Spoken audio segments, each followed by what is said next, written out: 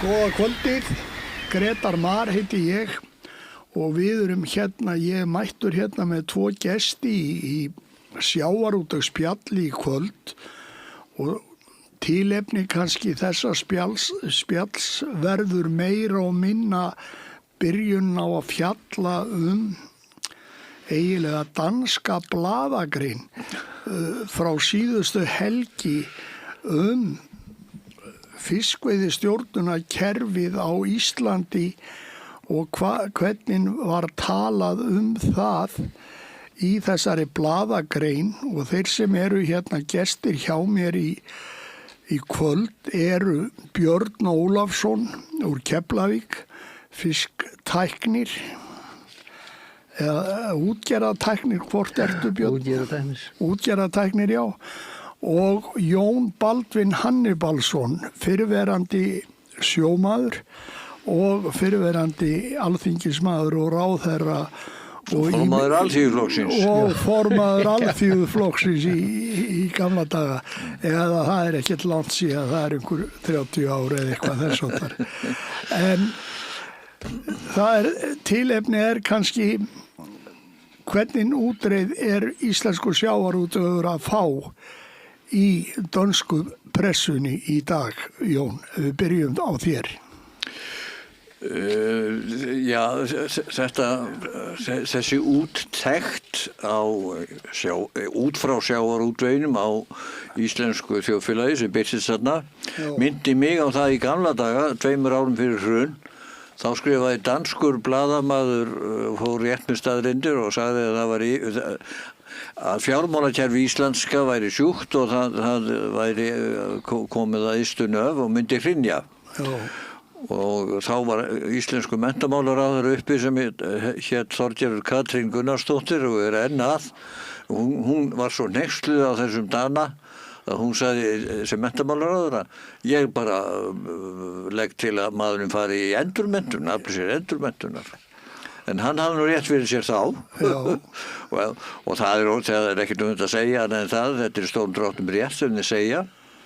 Ég veit ekkert heimildarmennina annað en það gefur sér fram, það fjármálaráðherra vor. Já, það eru 20 íslenskir aðilar sem þeir töluðu við, eða hann talaði við. Já, ég saklaus, en þeir töluðu ekki við mig. Nei. En hvað eru þeir að segja? Þeir eru að segja að sjávarútvegskerfið, eins og við þekkjum það, þarf ekki að lýsa því, hefur komið fótunum undir auðmanna elítu. Hverra auður eins og þeir hafi fengið einkaleyfi á því að prenta peninga. Þeir líkja þessu við Rússland, rússnesku ólígarkana. Og hvernig fengu þeir, hvað sameiginlegt með þessum?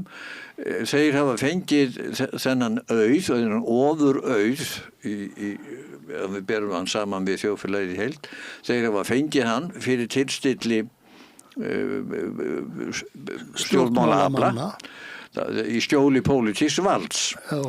Ólígarkarnir hans Pútins, þeir vita það að þeir fara ekki lengra en hérna leynilegarglan segir.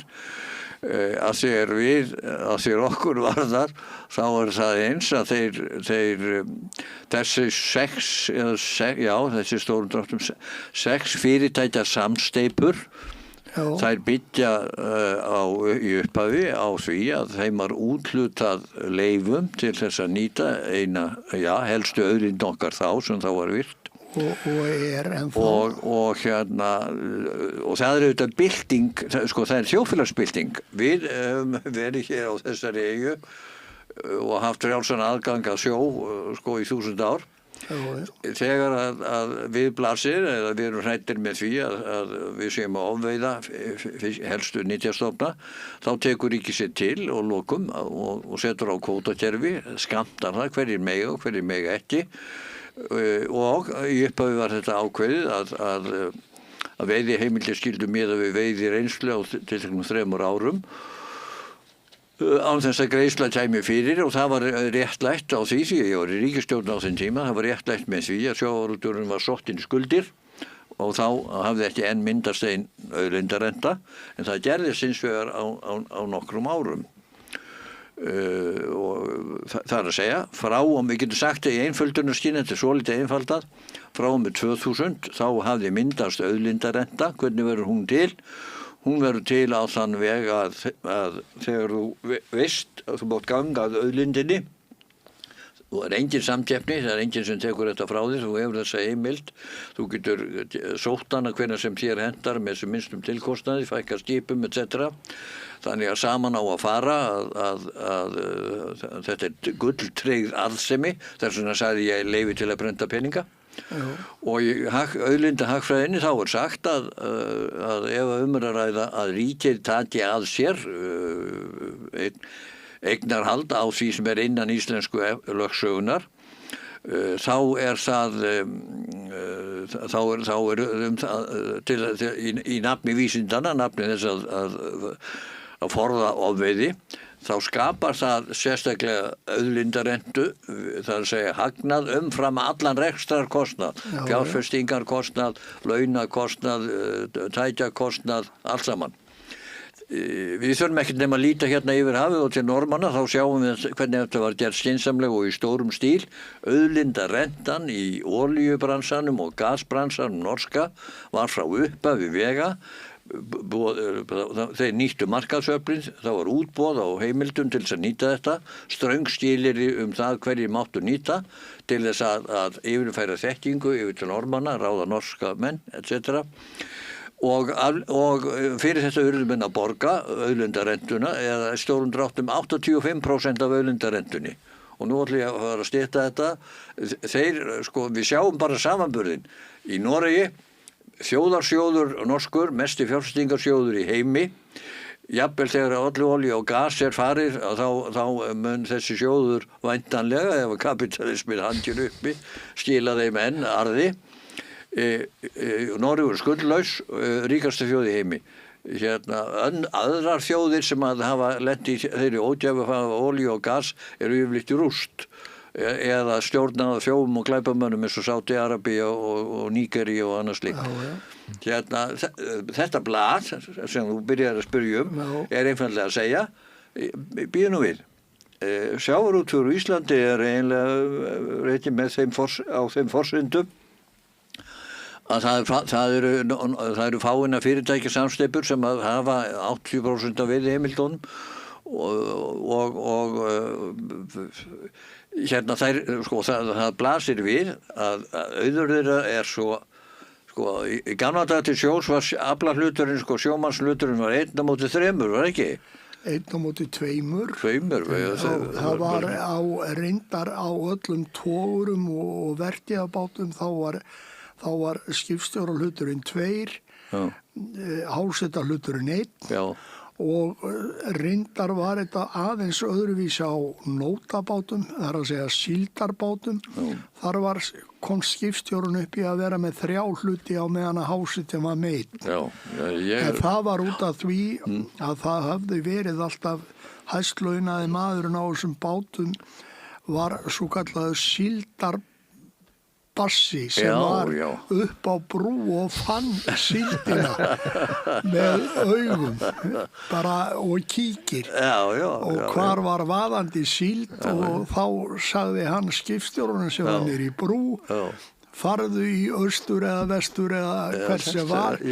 Svo þegar að koma astik í skipin og þá var náttúrulega nótabassin látin hætta og skipstjórinn stjórnaði bara astikinu niður í stýrihúsi og þá vann hann þarna 2 manna verk og fekk 3 hluti fyrir. Þetta gullinregla, hún hendar okkar litla þjóðfélagi, það mjög eðlilegt að sé 1/3, en núna forstjóraveldi farið að taka sér 20-falt, 30-falt, í Bandaríkjunum það orðið 400-falt. Það segja með við meðallaun launþega. Þessi auðsöfnun búin að standa yfir frá segjum aldamóta árunum, áratugum saman og nemur 100 milljarða, 1000 milljarða reyndar þegar allt talið. og við erum fann að sjá þess merki að þessi auður fyrir utan það að hann hverfur að verulegu leyti í útlönd, að þá það sem kemur heim til þess að kaupa upp hérna önnur fyrirtæki. Það eru nokkrir auðhringir sem eru smán saman að leggja undir sig. Fyrsta lagi útgerðina, í öðru lagi hérna sjóflutninga og landflutninga, tryggingar, olíufélögin, hérna stóran hluti í verslun og hérna ég stundum kendur við EES-samningin. Mínar vonir voru þær að við gætum fengið erlendan banka, norræna banka til þess að veita hérna íslensku ríkisbönkunum einkavæddum samkeppni. Þeir klúðruðu því auðvitað og af því að þeir eru hagsmuna að gæta það gerist ekki. Það er það sem ég sé mest eftir, að það skyldi ekki hafa tekist. Núna sitjum við uppi með það að þetta er vont var það, þetta er að vera verra. Danir þessi blaðamaður, hver sem hann heitir, einfaldlega að lýsa því sem að þessari raunsönnu mynd. Já, hann er ekkert að fara með neitt fleipur í sambandi við þetta. Vilt þú bæta eitthvað við, Björn? Nei, ég bara greip þetta fyrsta punkti hjá Jóni, sko, að faktist fara eftir leikreglunum samt. Jú, en og það er náttúrulega pólitíkin sem ber rosalegt vald, sko, ábyrgð á því að hafa ekki gripið inn í allan þennan tíma. Þeir náttúrulega eiginlega frá því að Jón Baldvin var að berjast í að búa til samningum með efnahagssvæði í kringum 90 eða upp úr 90 að þá 88 til 94. Já. Og það má kannski segja, Jón, að þú berir ákveðina ábyrgð á þessu með þínum pólitísku afskiptum. Heldur betur. Heldur betur. Ég ber alla ábyrgð á því. En var hann ekki plataður kannski svolítið líka með þessum kvotakerfi upparlega? Ég held sko í rauninni hafi ekki verið ofveiði þegar ykkur var seld svo hugmynd að væri ofveiði. Já, sko, mitt svar við því er að ég treysti mér ekki til þess að fullyrða neitt það. Nei. En hitt er annað mál að við vorum varaðir við með svörtum skýrslum og við tókum þær alvarlega. Vísindin efla alla dáð, halleluja. Já. Og sko, það er staðreind ef við lítum tilbaka og spyrjum hvaða afleiðingar hafði þetta. Það var takmarkuð sókn og dregið úr sókn í þorskstofnin og helstu nytjastofna. Þeir á 30 árum hefur ekki tekist að byggja það upp aftur. Þeir 40 ár. 40 árum, já. Þá hefur ekki tekist að byggja það upp aftur. Þeir hafa ekki hrunið. Við eigum eftir að horfast í augu við hafstraumsbreytingar og hitastigsbreytingar í hafinu út af loftslagsbreytingum. Það er ósnefnt að kveða upp úr það. En aðalatriði er bara þetta að við fórum í þetta og það er réttmætt spurning. Hvers vegna var ekki upphafi strax tekið leigugjald fyrir þau forréttindi að fá veiðileyfi, nýtingarleyfi og þá er ég að tala um það að framsalið var heimilað 91 og þetta er í ríkisstjórnartíð Steingríms Hermannssonar, þetta er vinstristjórnar ákvörðun og svar mitt við því er einfaldlega þetta, sjávarútvegurinn var á hausnum. Það er staðreynd að hann var sem atvinnugrein sokkinn í skuldir og það var engin leið að hann risi undir því fyrir en að búið verið gringa á skuldum og endurskipulíkjan að hann gæti þetta. Og það gerist, sko, við erum með ríkisstjórn, við jafnaðarmönnum erum með ríkisstjórn 88 til 95. Við reyndum að hraða þessari þróun með því að koma á sérstökum úreldingarsjóði til þess að hraða minkun fækka skipunum og þar með auk flýta þessari þróun. En ég spyr ykkur, sko, þegar að þessu kerfi er komið á, börsið frá fiskifræðinni, sko, ég læt það liggja með, við getum rætt á eftir, því að ég meti auðvitað reynslu sjómanna og ég ger ekkert lítið með það að auðvitað á að leggja við hlustir ef að reynsla þeirra er öll önnur heldur en strákana sem eru með fiskifræðina frá Kíl í tóra röllum einhvern tímann. En ímyndið ykkur það, hvað hefði gerst ef við hefðum ekki, þegar að kvótakerfið var komið á framsalinu, gert eftirfarandi. Við komum inn í 1. grein fiskveiðistjórnarlagana þessu ákvæði sameign þjóðarinnar. Já. Þegar að framsali var samþykkt, þá settum við skilyrði og skilyrði hljóðar svo og í fiskveiðilögunum. Er að ræða tímabundin nýtingarleyfi sem undir engum kringumstæðum eru lögvarinn eignaréttur né munu þau standa fyrir bótarétti og ríki ef breytt verður síðar. Þetta settum við sem skilyrði og töldum að með þessu höfðum við tryggt í fyrsta lagi prinsipið forræðið yfir auðlindinni og í öðru lagi að þegar fram í sækti og sjávarútvegurinn væri og markmiðum arð sem hefði skilað sér að þá myndu seinni tímamenn leggja á auðlindagjöld eins og ber að gera í þeim kringumstæðum. Ef að við hefðum ekki gert þetta þá þetta má bara löngu tapa fyrir löngu og það þýtti ekkert að reyfjast það. Ástæðan fyrir því að við erum hér þó svo að enn stríðið ekki tapað en það á vistu nöf. Það alveg rétt. Já. En það kannski aldrei meiri þörf heldur en núna að reyna að snúa ofan að þessu og reyna að breyta þessu og hlusta á viðvaranir og aðvaranir sem koma frá eins og þessum danska blaðamanni sem var að benda á það að við værum á þessu olíugarga leið að færa þetta endanlega. Því við megum heldur ekki gleyma því að eins og íslensk sjávarútvegsfyrirtæki að gera í dag, þau eru að eignast hótel og í ferðamannabransanum á fullu þeir hótel og sérstaklega hótel sem ekki hægt að nálgast nema í þyrlu, enga þyrlu. Jafnvel. Og eitt útgerðarfyrirtæki sem á hótel í Vestmannaeyjum og hótel á Selfossi og hótel einhvers staðar þarna austur í sveitum og svo voru þeir að kaupa 49 íbúðir hérna í Reykjavík bara til að leigja út að manni skilst. Og þetta bara víða svona og svo náttúrulega sum fyrirtæki að fjárfesta mikið erlendis. Já. Líka. Hvað vitum við það? Já, en sem betur fer nefnd í gangi í dag sem að Dagur B. Eggertsson flutti frumvarp í fyrra það að eða ekki frumvarp heldur þingsályktun það að gerð skýrsla eignarhald íslenskra sjávarútvegsfyrirtækja í öðru heldur en sjávarútvegi og inn í íslenska atvinnulíf. Því þetta ruglar auðvitað samkeppnisstöðu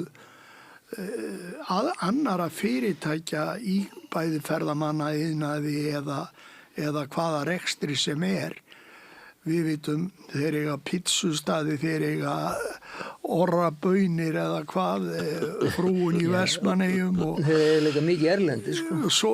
Hver á orrabaunir? Því að þær voru hérna við Bíldudal fórum það. Já, Ísfélag Þú segir nokkuð. Vestmannaeyja, hún Guðbjörg, forstjóri þar eða aðaleigandi. Ekki að Sigurður Einarssonar. Eignast Lífland. Eða eignast Lífland held ég líka. Já. Og það eru bara, nefndu það, ef þeir eiga pítsustaði og fleira, sko. Já. Fyrir utan hluti sinni í olíufélögum og tryggingafélögum og bara... Já. Þú spurðir, nefndir til sögunar og síðan ég auðvitað mikið í útlöndum, fyrirtæki í útlöndum. Má ég segja ykkur smá sögu leik sem ég fór í síðustu viku með kunningja minn. Við vorum að ræða þessi mál og ég fór, hann var blaðamaður og ég spurði hann, hvernig hafið ekki rannsakað þetta? Hættan á því ef að að ræða einhverja nýja auðstétt sem er himin á í samanburði við þetta litla þjóðfélag. Hættan auðvitað margföld á spillingu og fákeppni og einokun og öllu því sem við helst viljum forðast. Og viðkomandi sagði, komum í leik, spyrja mömmu gervigreind, úr því að þetta blasir ekki við. Við spurðum tiltekna fyrirtækjasamstöpu, ég ætla ekki að nefna það. En hvað kom á daginn? Mamma gervigreind sagði, jú, þetta fyrirtæki var íslenskt að uppruna. Og það gerir enn út frá Dalvík og Akureyri á Íslandi. En að öðru leyti að starfsemi þessa erlendis og 87% af tekjum þess koma erlendis frá. Það er náttúrulega engin glæpur út af þessi við erum að flytja út og selja verðmæti. En svo kom nánar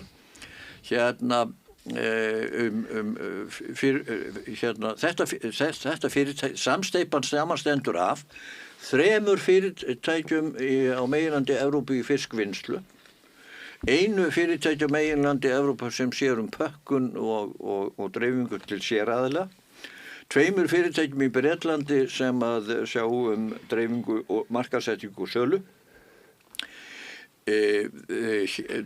tilteknum fjölda eignarhaldsfyrirtækja sem að ávaxta arð af þessari starfsemi og er að finna í fjármálaþjónustu í lágskattalöndum og nefndu til sögunar Kýpur, Möltu, Lúxemborg, Holland, Bresku eyjarnar og svo Karabíska hafið. Við og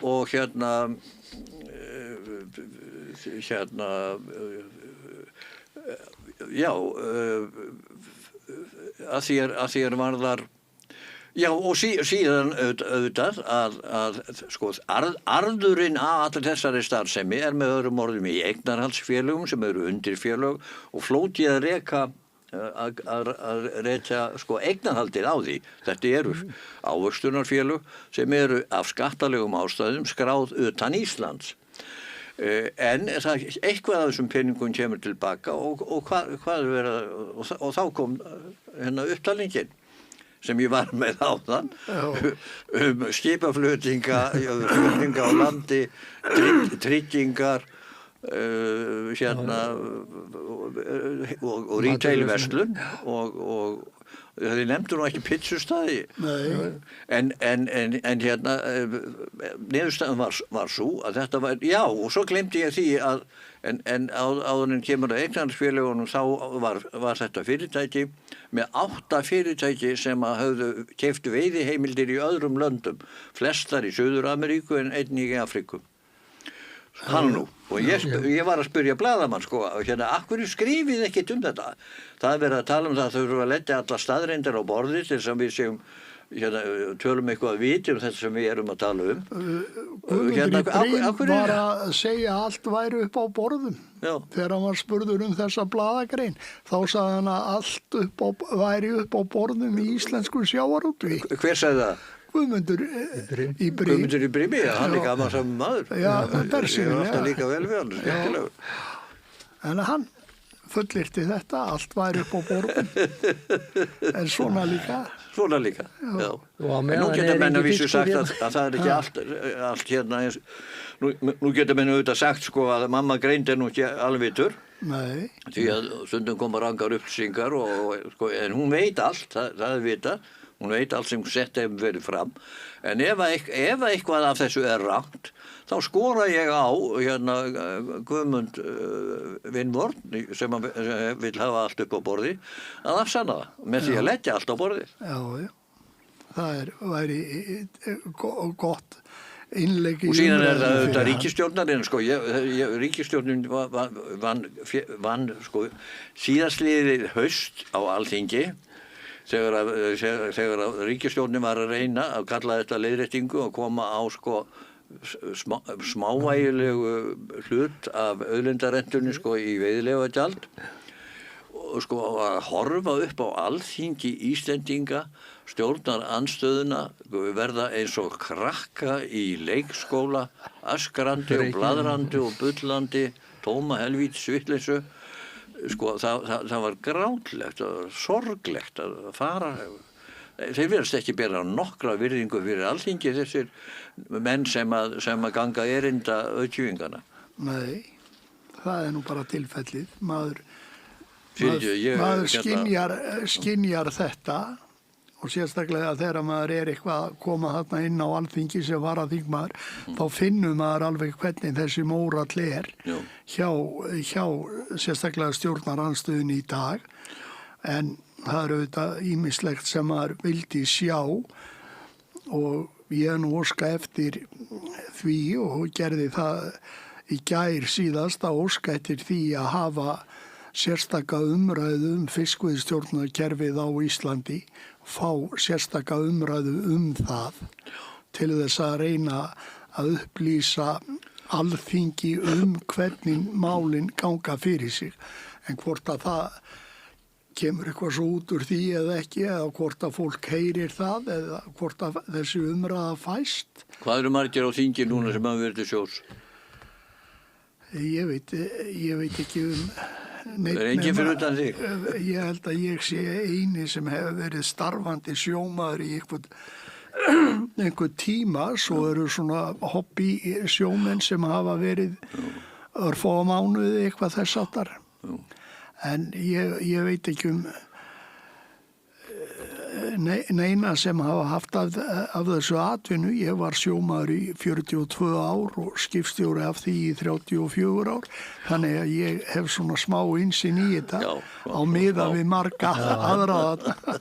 En þetta Björn Bjarnason, fyrir ráðherra, vann sér óvinsælda hér á yngri árum að hann var meðmæltur í Íslendingar að taka upp herskyldu og það var til þess að tukta unga menn og venja á við aga og svona. Í gamla daga var talað þekkskyldu vinnu, sko, en hann var drepið með einn í vísu. Hvernig var hún nú aftur? Og elskamundi land sitt heitt fengjan að vera í mánuð þræll og móka skít fyrir ekki neitt,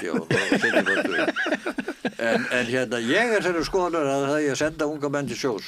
Það er algjört lágmark að þeir hafi einhvern tímann víðis alltaf sjó til þess að skilja Við gerðum nú reyndar tilraun með það á nokkurum árum að strákar sem áttu erfitt bæði í námi og svoleiðis, þá vorum við með skólaskip. Og það var tímaverkefni sem að Var það ekki einhver puntudúkkustarfsemi? Jú, það var allt og stutt og allt og illað í staði og meiri segja að skólaskipi var í vandræðum að fá veiðiheimil til að veiða á línu, net eða handfæri. En strákar sem að fóru í þetta og þetta voru svona tilraunaverkefni aðalega byggt bara af mönnum sem að höfðu bara löngun til að láta gott af sér leiða og reyna að hjálpa þessum strákum sem voru nú kannski villingar eða svona hvað óþekkir og gekk illa í að halda sér við nám og svoleiðis. Ég var kennari í gagnfræðaskóla í x ár og skemmtilegustu nemendurnir sem þar var að finna voru þeir sem voru í Tossabekknum. Þeir eru vinir mínir fyrir lífstíð. Sumir þeirra gengur í frönsku útlendingahersveitina og einhverjir gengu í einhverjir fóru í hernám í bæði Noregi og Danmörku. Það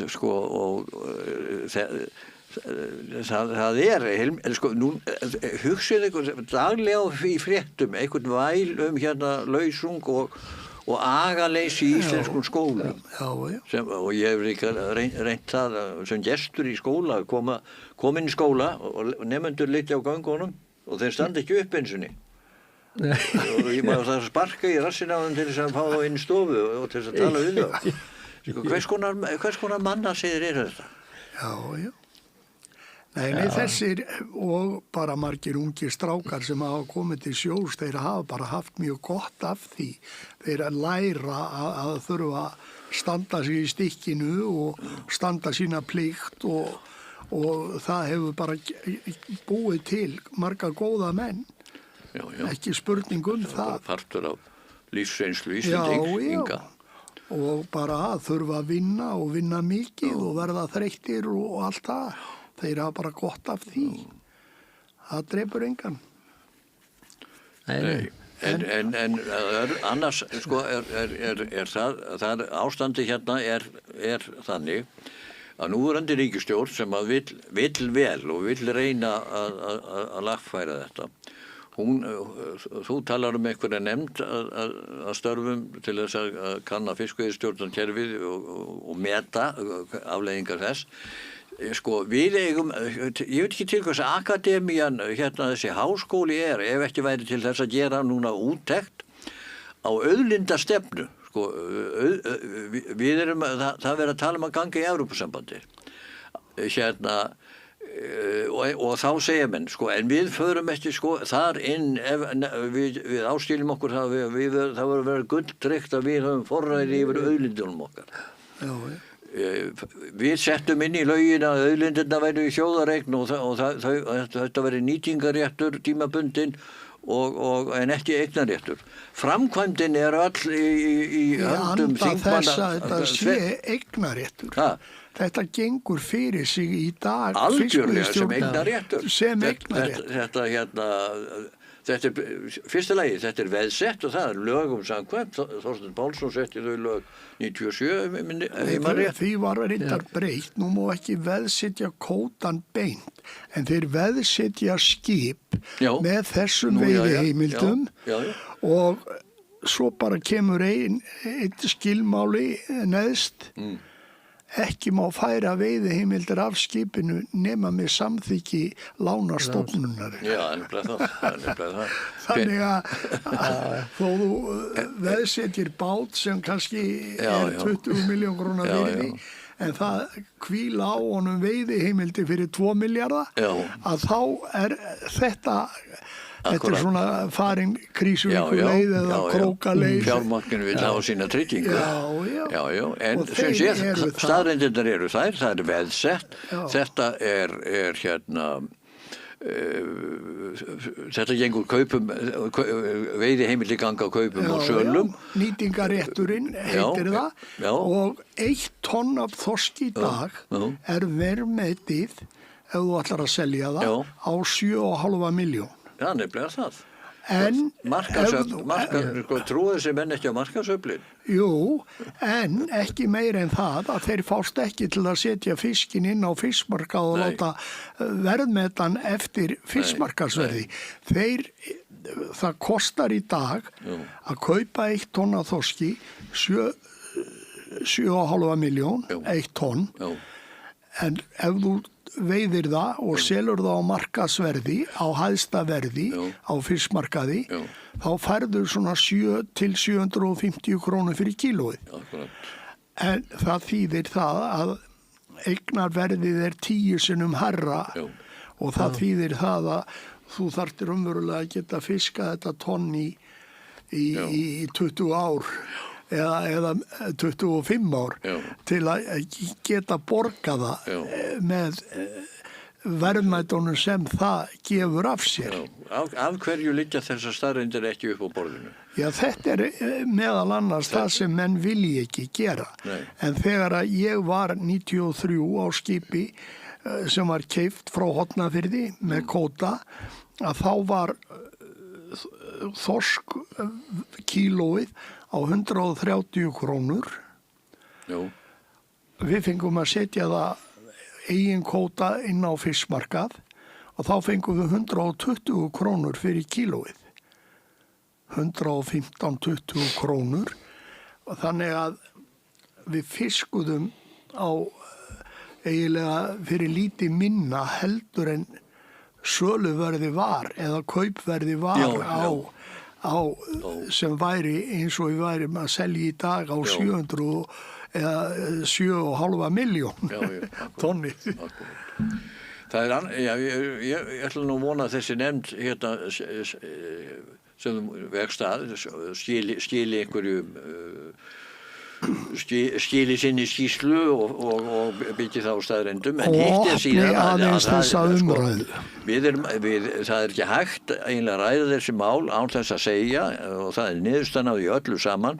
Þetta alveg, þetta er 30-40 ára reynsla af því að við erum eins og í húsi sem svona hálffókælt. Við erum að klára þetta mál og koma þessu á heiðarlegan og gagnsæjan grundvöll. Og besta leiðin til þess að gera, til þess að afla upplýsingum þetta og gera þetta faglega, að heimta samanburð á auðlindastefnu Normanna, því að hún ber af öðrum þjóðum í heiminum og hefur skilað mestum árangri. Og þetta sko, meðan þetta mál óleyst, og þetta ástand heldur áfram, þá sko, þá verið að kljúfa þjóðina í herðar niður. Þessi ágreiningur verður ekki leystur nema með því að þetta verði tekið á þessu.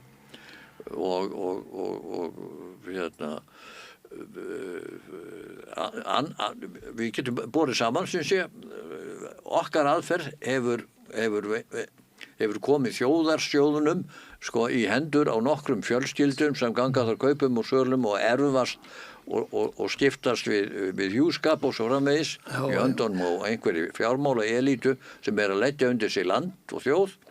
Hins vegar þjóðin svo Norðmenn sem hafðu þá fyrirhyggju að láta þetta renna í þjóðarsjóðin, eru skuldlausir og hafa nýtt þetta eins og af fullkominni skynsemi, réttsýni, staði við það að auðlindirnar eru eign þjóðarinnar og þjóðin nýtur þess. Jón, þegar að við eftir seinna stríð, þá lögðum við vegakerfi hringinn í kringum landið. Við rafvæddum allt landið. Við lögðum heimkyrslur á alla sveitabæi hringinn í kringum landið. Við byggðum hafnir, við byggðum flugvelli, við byggðum sjúkrahús hringinn í kringum landið. Við byggðum fjölbrautaskóla eða réttar að sagt heimavistunarskóla, héraðsskóla sem við kölluðum á þessum árum, og sundlugar og ýmislegt sem við gerðum. En við höfðum bara gjaldeyristekjur af sjávarútvegi sem voru yfir 90% af gjaldeyristekjum þjóðarinnar. Og þetta gerðum við og gátum gert. Og mikið af þessu erum við að lifa á í dag í rauninni. Þetta forsenda eiginlega fyrir því sem við búum við í dag.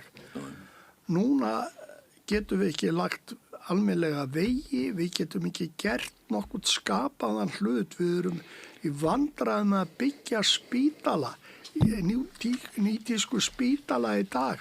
Í kreppunni 1930 þá byggðum við Landspítala í Ísland sem bara þótti vera bara mjög flottur spítali á þeirra mælikvarða.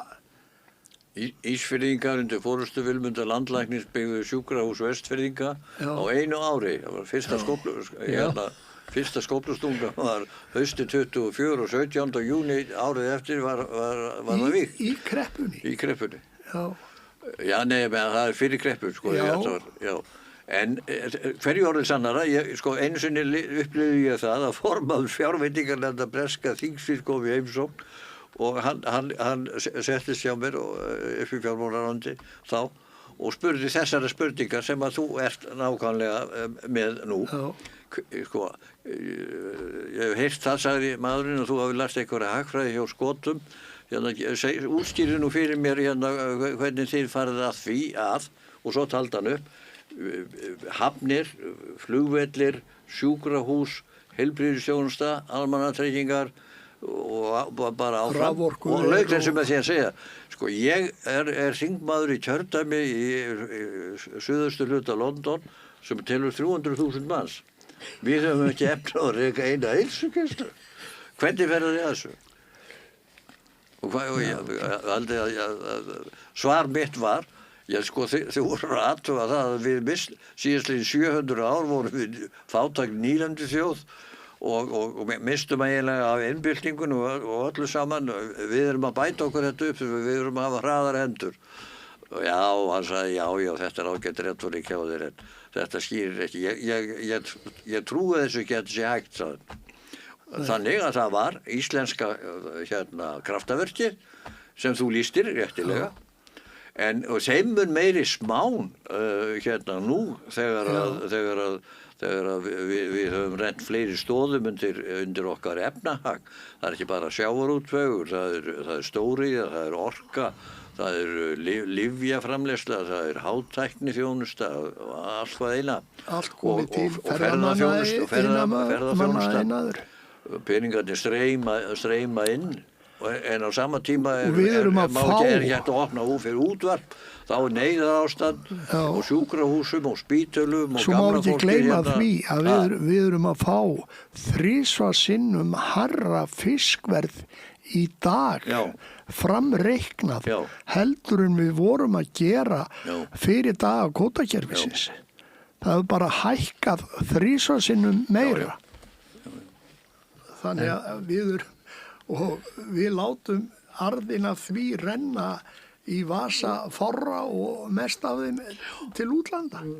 Fiskvinnslu fá enga fisk til að vinna. Nei, þeir fá Er það ekki rétt að, Derfigreindin segir það, 85% af því fólki sem vinnur við fiskvinnslu á Íslandi sé útlendingar. Já, það er örugglega rétt. Það er mjög nálægt til 70-80% alveg örugglega í landvinnslu.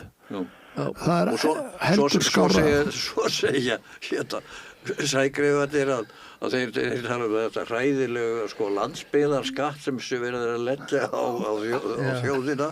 Mennirnir sem að keyptu upp veiðiheimildirnar frá 20 sjávarbyggðum á Íslandi og lögðu allt í rúst og verðið fjall það var eiginlega, þeir tóku atvinnuna, þeir tóku verðið og eignunum fjall, allt hvað eina.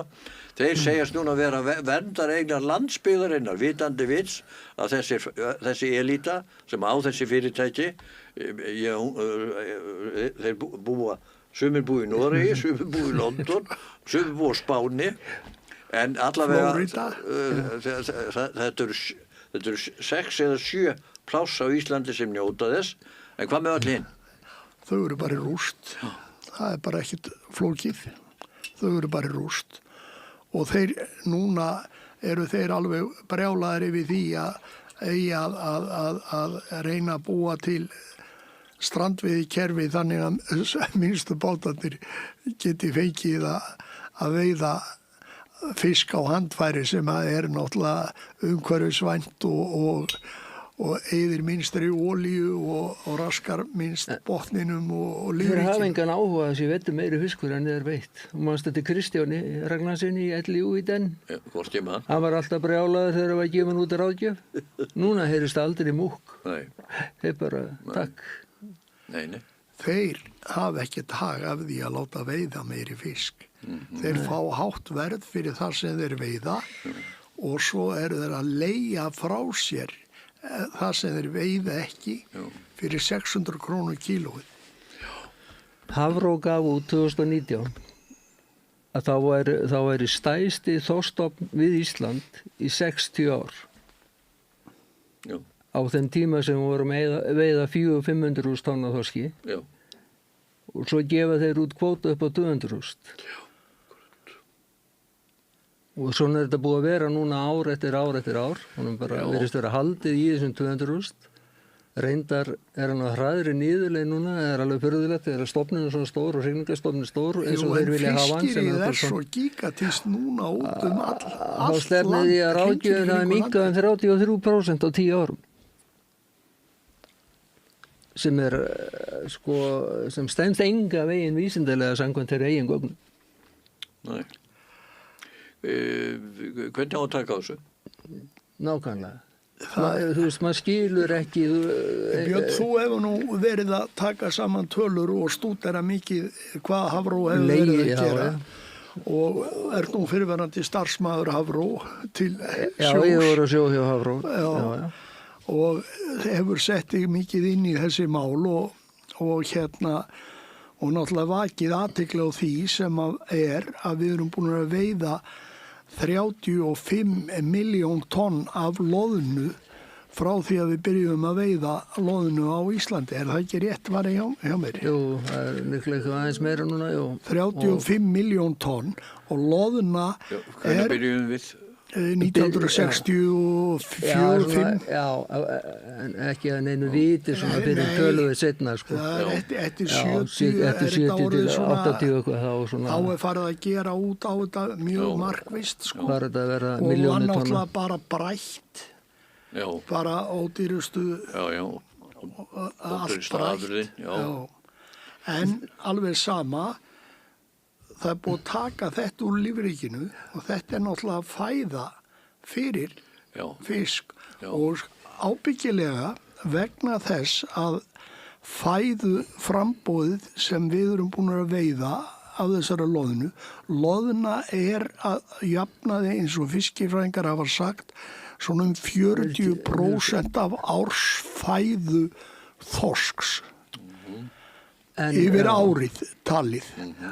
Og það þýðir það þegar að þorskur fær ekki nóga loðnu þá étur hann aðrar fiskitegundir og meðal annars étur stór þorskur litla þorska. Og ég búið að vera að senda mér myndir í allan vetur af bolta þorski, 10-15 kílóa stórir fiskar og það eru kannski 2-3 litlir þorskar, kannski 2 kílóa þorskar inn í maga þorsins. Þetta, og þeir skilja ekkert í því núna, akkur þeir ná ekki upp meiri hrygningu. Það ábyggilega út af þessu. Hafró að láta veiða of mikið af loðnu. Hún er búin að gera það í fjölda ára. Það bara staðurinn. Já, það pottþétt. Og ég hef sagt að láta alls ekki veiða loðnu með flottrolli vegna þess að það sem flottrolli fyrir gegnum torfur, þá drefst helmingurinn af því sem en kemur ekki nema helmingurinn inn í skipið. Og það út af því að möskvarnir í vængjónum á trollinu eru svo stórir og þeir byrja ekki að minnka fyrir bara í belgnum. Þá þetta svona þétt og þannig að það kemst ekki út. Svo bara, sko, tæknin í dag við að leita á loðinu, hún náttúrulega orðin margföld á því náðu fyrir að leita aðeins. Með flottrolli, þá getur þú sótt hana niður á 300 faðma ef svoleiðis ber við, eða niður á botn, hvar sem hún en aftur með nót sem þú ert að kasta, þá nærðin ekki nema á kannski 20-25 faðma dýpi frá yfirbotn. Það sko það öllu kosta til að leita henni.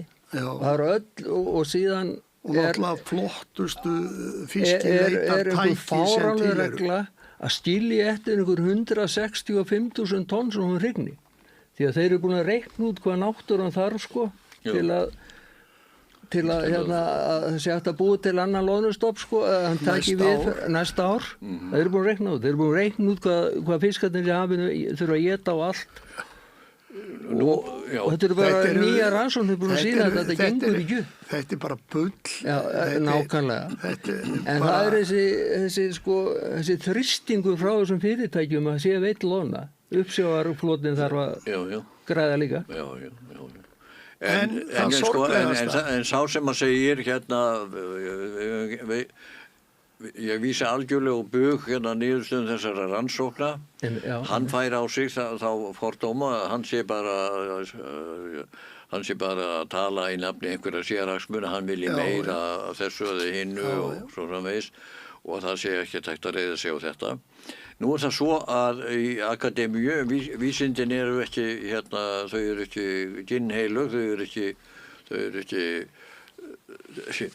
viðurkenndar vísindilega staðreyndir breytast í tímans ráð við rannsóknir. Það er ekki góðgá að segja, fáum okkur second opinion. Getum við það? Nei. Af hverju getum við það ekki? Já, það er ekki hlustað á neina. Ég hef nú bara sjálfur, af því ég var nú formaður í Vísi félagsskipstjórnarmann á Suðurnesjum frá 91, þá var maður verið að gaggrina vinnubrögð og sérstaklega togarrall sem við erum búin að fara í 42 ár núna og við tökum alltaf sömu togin á sama svæði á þess að taka tillit til veðurfars, hita, sjávarhita eða annara þátta í náttúrunni. Náttúrulega ætið fer eftir hitaskýlum í hafinu og þú þarft alltaf að færa þig til á milli þegar þú ert að veiða. Þá ert alltaf að færa þig til að leita að fiski. Þú ert með góða dýptamæla og þá sérðu hvar lóðar, hvar er fiskur og þú geta helst að... Og svo beita þeir alþjóðlega hafrannsóknaráðinu fyrir sig að það stemdi þetta, ISIS. Já. Íslendingar áttu fyrir bara örfáum árum 8 formenn nefnda í ISIS. Já. Þannig að það eru reyndar deildir hverja tegund. Þannig að það ætla að senda það til ISIS og láta að stempla og það formaðurinn íslenskur fiskifræðingur. Nei, þetta er fyrir Hafrannsóknastofnun, þá eru þeir að fá stimpil á eigin gjörðir frá ISIS. Já. Og þetta enginn er dómar í eigin sak. Nei, en þeir velja þetta og segja svo, þetta er stimplað af alþjóða fiskveiðiráðinu. Ég tók það saman. Ég vinn allt úr skýrslum Hafró. Að í dag eru að minnstakosti samkvæmt þeirra tölum jafnmargir eða fleiri þorskar í sjónum en voru áður við settum kvóta á og voru þeir að veiða 400-500 tonn nema þeir eru bara aðeins léttari. Í dag heldur þá. Þannig að það eru sko fleiri fiskar en við erum að veiða helmingi minn afla, rúmlega, á hverju einasta ári. Það er engin áhugi fyrir að... Og markmiðið með kvótasetningunni með því að takmarka sóknina var að byggja upp stofnin aftur. Ef markmiðið hefur ekki náðst í 30-40 ár, þá er kannski ekki góðgáð að líta öst og segja er eitthvað aðhjá? Það er það sem hefur alltaf verið að spurja sig af raunverulega í 30-35 ár. Hver er skýringin og af hverju náum við þess ekki? Þegar að kvótakerfið var sett á 84, þá sagði Jakob Jakobsson sem var nýtekinn við sem forstjóri Hafró. Ég reyndar fór nú lenti í þrætum við Jón Kristjánsson fiskifræðing í þætti fyrir hálfu mánuði, 3 vikur síðan. Þá bar okkur ekki saman það hvenar Jón Jónsson sem var forveri hvenar hann hefði hætt en sko Jakob Jakobsson var orðinn aðstóðar forstjóri þegar kvótakerfið er sett á og tók svo við 1984 formlega og en var rödd Hafrannsóknastofnunar í því þegar svarta skýrslan kom 1983 og málsvari raunverulega við sjómannasamtök og í þessari hagsmunagæslu og hafði mest áhrif á að standa með Kristjáni Ragnarsinni og Halldóri Ásgrímssyni þegar að þeir setja þetta kerfi á 1983 og tekur gildi 84. Þannig að... En forstjórastaðin innan Hafró hefur... með einn undantekningu, gengi bara í erðir hérna innan stofnunni. Já. Og sá sem kom ekki í stofnunni, hann var faktist rekinn af Kristjáni Þór Júlíussyni og þegar hann setti sinn mann inn í staði. Já. Hver var? Þegar Kristján Þór var þá enduðin eða ekki samning við þáverandi fórstjóra og losaði sig við hann og tók einn úr sínu ráðuneyti sem hafði verið hjá Hafró áður og gera hann á fórstjóra sem að hætti svo reyndar í vetur þegar hann var tilkynnt að hann fengi ekki endurráðningu en þá tók nú ekki betra við, heldur ráðinn utanaðkomandi maður tímabundi reyndar, fyrrverandi forstjóri HB og Granda, HB Granda, Eggert, sem núverandi forstjóri, en ég veit ekki hvort að hann verður ráðinn, en það búið að breyta lögum í Alþingi, eða liggur fyrir að þeim verði breytt, þannig að það þurfi ekki að vera fiskifræðingur forstjóri Hafrannsóknastofnunar. Því hann ekki fiskifræðingur, hann bara viðskiptafræðingur. Getur verið þú með alla þína reynslu að sé virkilega þannig að SFS eða hvað sem hafi svona mikil ítök í Hafró að við vitum að starfsandið skelfilegur að þú gera skýrslunum það. Þeim líður verulega illa í starfið. Það bara vinnur sálfræðinga. Já. Að það hafi einhver svona tök á þeim að það komi alltaf, sko, því að ef þú færi að lesa yfir skýrsluna þeirra, þú myndir bara hrista hausinn, sko, því að þeir leiðrétta alltaf eftir á, sko, vitleysun í sér frá árun áður. 2019 leiðréttuður stofnstærðina 500.000 tonn. Þeir hafa margótt gert það, sko. Að einhver hafi þannig ítök En nú þykjast þeir vera með stofn sem á bilinu 900 til 1.000.000 tonn í þorski. En þeir leyfa ekki að veiða úr honum. Nema 200.000 tonn. Ég get ekki svarað þessum spurningum sem að mér beint, en ég kannski ekki ætlast til þess. Að því varðar áhrif og völd þeirra sem að þessu standa, sem að verja þetta óbreytt ástand, þá það náttúrulega ekkert að segja mér það að það alveg innangengt, sko, úr LIU gamla, núverandi SFS, hefur auðvitað, sko, ráði sjávarútvegsstefnu Sjálfstæðisflokks og Framsóknarflokks bara svo lengi sem ég man.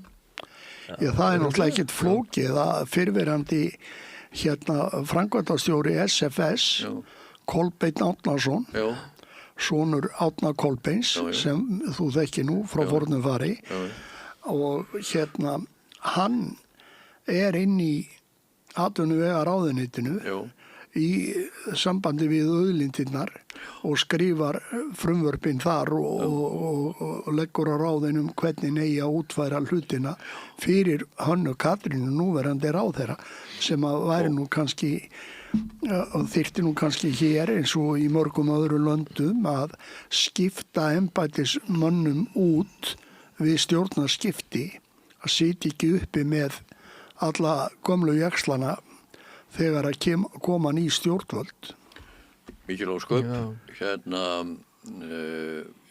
reynsla fyrir utanaðkomandi að koma inn í íslenska stjórnsýslu júlí 1987, þá kem ég inn í fjármálaráðuneytið með minnisblað og 2 blaðsíðum það að ég ætla að umbylta skattkerfinu.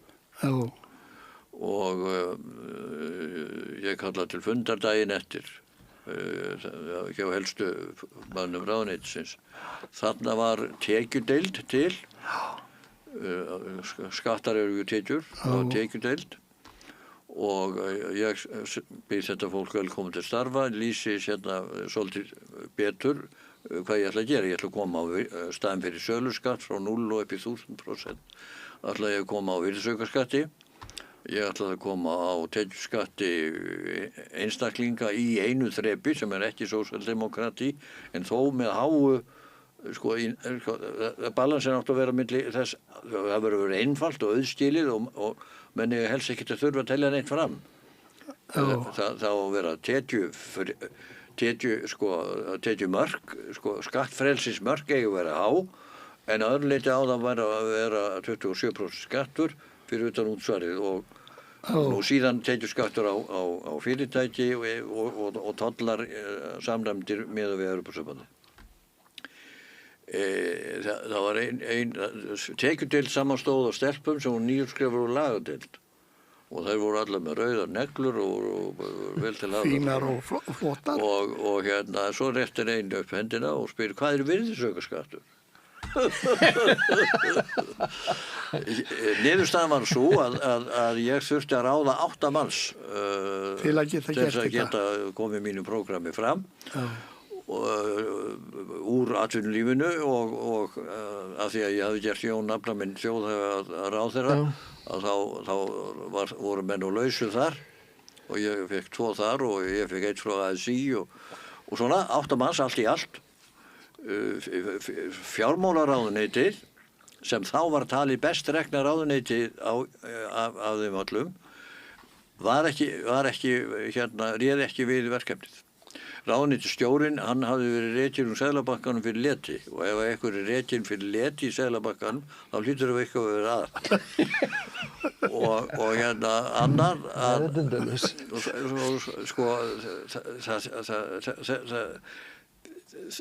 prófessor við háskólann skrifaði bók mönnun í ráðuneytum, stjórnsýslu á Íslandi og niðurstaðan var sú að meirinn helmingur þeirra sem voru ráðnir voru ekki ráðnir vegna hæfni eða reynslu heldur út af flokksskírteini. Það segir sér sín. Það annar hver dag á Íslandi eitthvað stjórnsýslu krúður í fréttum. Það bara með endemum. Það eins og mér bara geti aldrei gert nokkur hlut almennilega. Lokum ein spurning. Nýfundaland.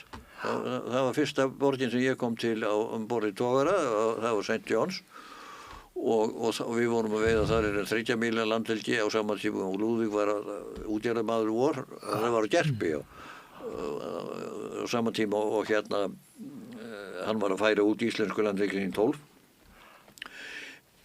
síðan hann var það í 10. gerst að þorskstofnin við Nýfundaland er farinn uppurinn, dauður. Það nú skiptar skoðanur það. Skiptar skoðanur það? Já.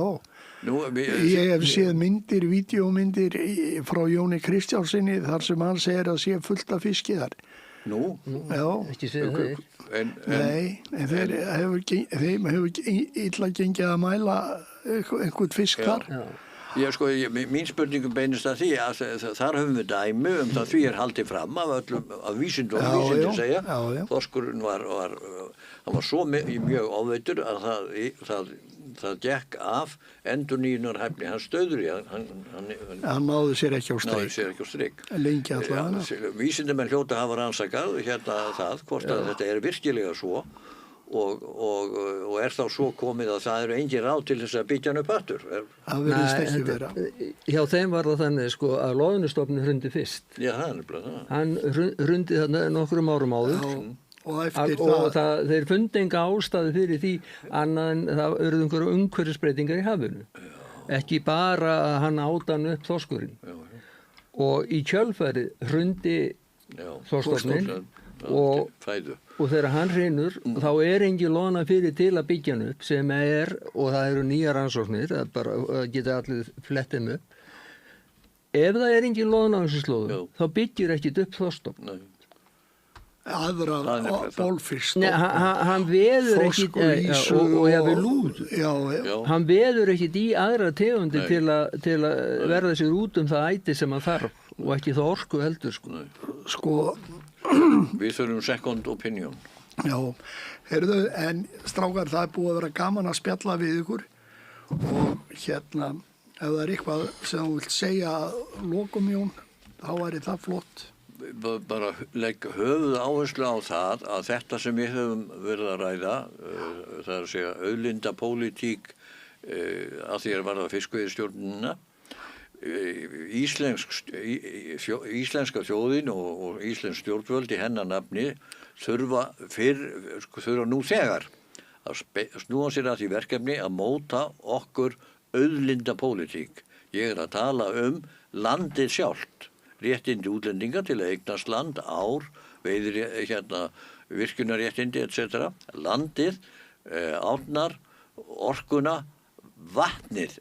Það þegar svo komið að vatnið það eru súperborgir í heiminum sem bara búa við neyðarástand að því að varðar vatn vatni verður okkar einu okkar helsta auðlundum. Ef við ætlum ekki að læra af þessu, ætlum ekki að koma okkur upp besta leiðin til að læra á þetta að kynna sér vandlega auðlundapólitík Normanna. Við eigum ekki að elta ólar við skrýpa kapitalisma í Ameríku, alla Trump. Við eigum að halda okkur við norræna velferðarmódelið, fyrirhyggju og skynsemi. Það gott. En Björn, hvað vilt þú segja að lokum? Nei, ég vil nummer 1 að vera eitthvað gert með Hafró og svo bara í öðru lagi að því að Jónas og helviti hress, hvort við sjáum bara comeback. Veitir ekki það að veit fyrir. Já, ég bara þakka ykkur fyrir komuna og svo vil ég þakka upptökustjóranum og Laufey Ólafsdóttir fyrir að taka upp þáttinn og senda hann út og svo hvet ég bara alla til að styðja við bakið á samstöðinni. Henni veitir ekkert af því að fá meiri stuðning til að sé hægt að halda þessu áfram, þessum útvarpsrekstri og sjónvarpsrekstri og bara takk fyrir mig.